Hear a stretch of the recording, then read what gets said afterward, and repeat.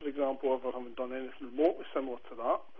And I actually think that for people in those positions of responsibility, not only do they have a duty to behave themselves, but they have to try and set an example and recognise that in the Old Firm support there's an element who pay very close attention to this and believe, for example, that if this individual, if the leader of my club behaves that way, snarling in front and gesturing, and actually, let's bear in mind, we have seen this kind of behaviour before, live in television, because Neil Lennon did exactly the same thing at Tynecastle, then they believe that that's an appropriate way to behave and will emulate that, and I don't think that's a particularly good road for us to go down.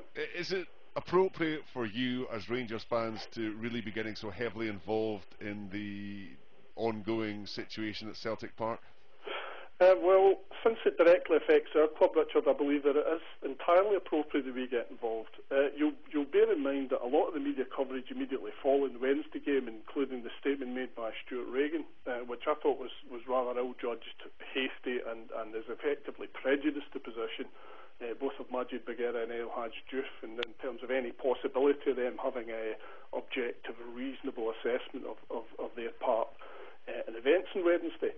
I think, bear in mind that a lot of fingers were pointed in the direction of Rangers Football Club, that it's entirely appropriate that we take involvement in that, because my organisation's never been one just to sit there and be lectured to and told what our role is. You know, we represent a decent section of the Rangers support.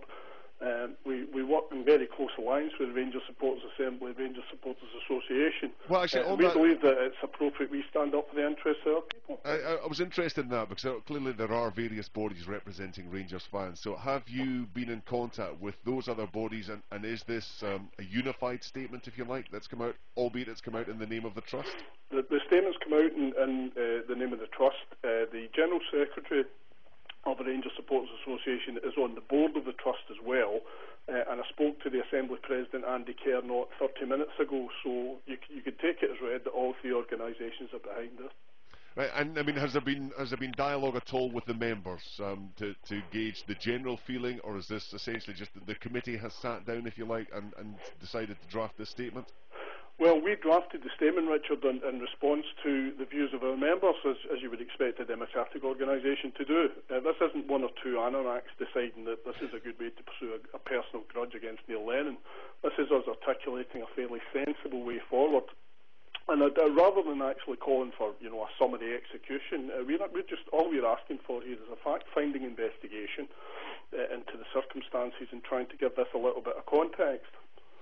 Do you not believe that if Rangers had felt whatever had happened in that tunnel was worthy of further investigation, that they themselves would have gone to the SFA and said, this has to be looked into? Richard, I'm not privy to conversation between Mr. Martin, Mr. Bain and other people about what they decide Rangers Football Club want to do. And actually, I would hope you would understand that as an independent fans organisation, we are, quite at liberty to put our view out there, which can be taken on board, ignored, or treated with the respect or the contempt it deserves according to the person who's listening to it. It's entirely up to that's entirely up to the listener. I mean, clearly, your first interest is in your club, and you want to ensure that your club is being treated properly. I guess that's what's in your mind. For fans of other clubs who, I mean, we get them regularly texting and email, they're fed up of this whole thing. They will see this as just another tit-for-tat step between these two Glasgow giants, won't they? Well, I think they might do, and you and I both know that fans of clubs outside the big Glasgow clubs kind of hold the Old Firm in contempt, largely. Sense of resentment, contempt. That's a matter for them. I wouldn't presume to interfere in the affairs of any other football club. But what I would ask... other than Celtic, Stephen? Say again? Other than Celtic? Well, no, this directly affects Rangers Football Club, Richard. I would be saying exactly the same thing if it was Hearts Midlothian or if it was Dundee United. But we're talking here about a manager who in our view, and this is just our view, people don't have to agree with it, in our view, has been involved in 4 incidents this season of basically disreputable behaviour. I think in any other context we'd be talking about bringing the game into disrepute, in terms of what happened at Tynecastle and Ibrox and Celtic Park. He was dealt with for what happens, well, still has been ongoing, but for what happened at Tynecastle, and given that neither the incidents at Tannadice nor Tynecastle had a direct bearing on your club, I would assume that you have no great interest in that respect then. Well, we have an interest in terms of the reputation and upstanding nature of Scottish football, Richard, as I'm sure everybody else does. Rangers fans don't live or exist in a vacuum. We're the champions of Scotland. We represent Scotland in Europe this week. We're a Scottish club, and we have an interest in the health and welfare of Scottish football, and I don't believe it's in anybody's interest that Neil and anybody else is allowed to bring a game into disrepute, and I can presume that exactly the same thing would happen were any members of our management team to conduct themselves in the same way. So does it help the overall standing of Scottish football for a body like yourselves to come out and brand the Celtic management out of control? Well, that's our opinion. We've put it out there. We've given reasons why we believe that to be the case.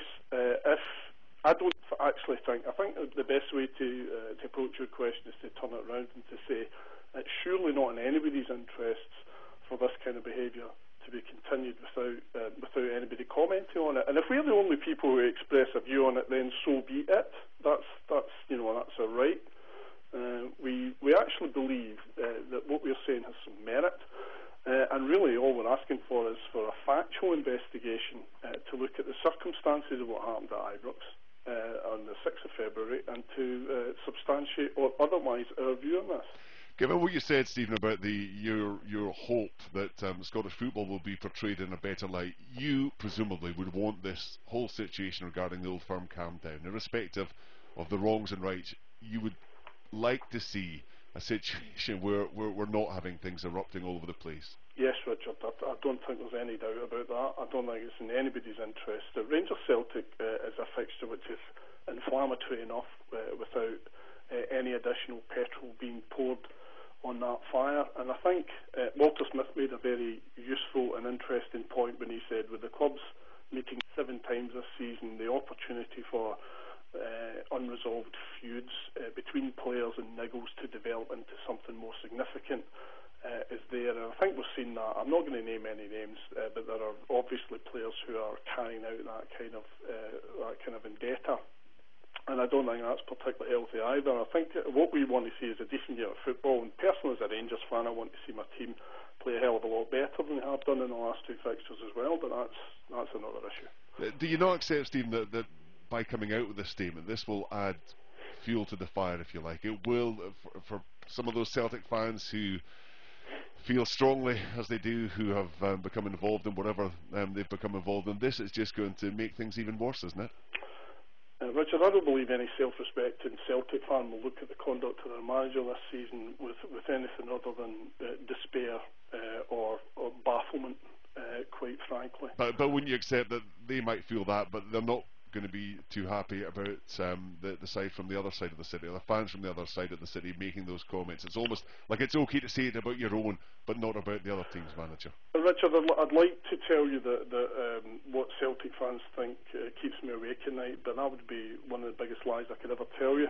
I believe it's in everybody's interests. I think who does care about Scottish football, that unacceptable behaviour, whoever it be by, is investigated and exposed, and we believe that what went on at Ibrox on 6th of February deserves that kind of public exposure, because I don't believe for a second that there's nothing to this, and bear in mind that it took place in a controlled area where there'll be CCTV witnesses and the police can identify exactly who was there. We believe it's in everybody's interest that comes into public light. Would I be right to assume, Stephen, that you don't hold much store in the Old Firm summit that is about to be taking place tomorrow, given that the timing of the statement that you've issued? Well, two things, Richard, give us cause for concern. I think the first one is that many of the protagonists who are involved in this have already made their mind up that there's something, it's the usual something must be done brigade, who already will have in mind. I mean, we've heard some fairly ridiculous suggestions from the games not, Rangers versus Celtic not being played, to games being played behind closed doors on the basis of a few bookings and 3 sendings off. I mean, this is, when you actually look at the disciplinary record of both clubs, and you have a look at the fixture over the last couple of years, I mean, it's a ridiculous thing to say. I think the other concern that we have is that the supporters, neither set of supporters will be represented in any way.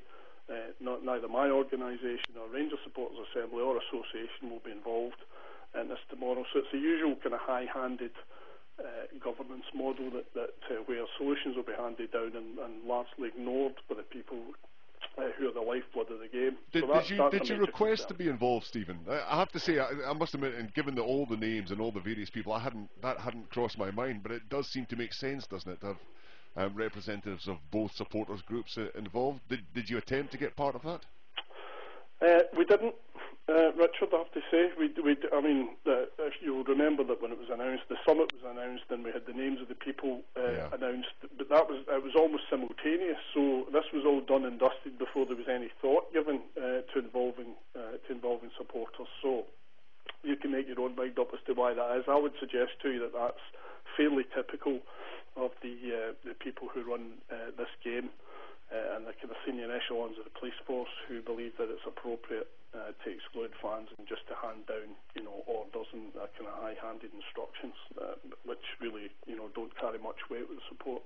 Given that, do you expect any kind of positive response from your point of view from the SFA to the statement you've issued?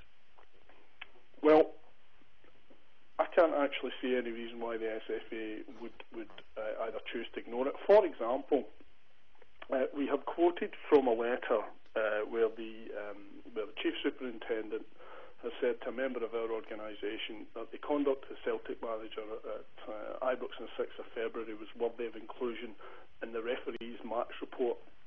And he indicates that he indicated this to the referee twice during that game, at half-time and at full-time. So I want to know, and I'm sure most of the Rangers fans and the Celtic fans, I presume, want to know what the referee said in that report and what the SFA did about it, because it strikes me that if they had taken appropriate action at that time, then many of the events that took place on Wednesday night wouldn't have happened. Stephen, we're going to leave it there. Thank you very much indeed for joining us, Chairman of the Rangers Trust, Stephen Smith. We have been attempting to get a response from Celtic or Celtic fans groups. As of yet, we have had no luck. But if you want to give us your comments on what you've heard from Stephen Smith, or indeed the statement by the Rangers Trust, the usual way of doing so. Text 80295, you can email sportsound@bbc.co.uk. And of course, the debate will be continuing at the Sportsound Facebook page. So, Craig Patterson, Billy Dodds with me tonight. It is just another chapter, it seems, in this long-running saga. Yeah, just as the clubs are trying to draw a line under it, and try to make it go away, they've still got big games to play.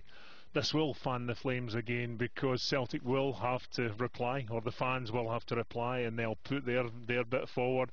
And then there'll be this tit-for-tat thing going on. And bottom line is, we're never going to know unless somebody who was in that tunnel, who heard everything that went on, can come out and state categorically that was said, and that was said, and that was said later on, and 2 players clashed and whatever. And the fact that hasn't happened so far, I have no confidence is going to happen. So, I mean, like everybody else, when you see people going head-to-head, there's a bit of verbals. It would be lovely if they were mic'd up and we could hear what they said. But that's not the case, and the problem is for the clubs that they don't need this just now. They're under scrutiny, they're in the headlines. We all said we thought it's been really over the top, with national disgrace and different things.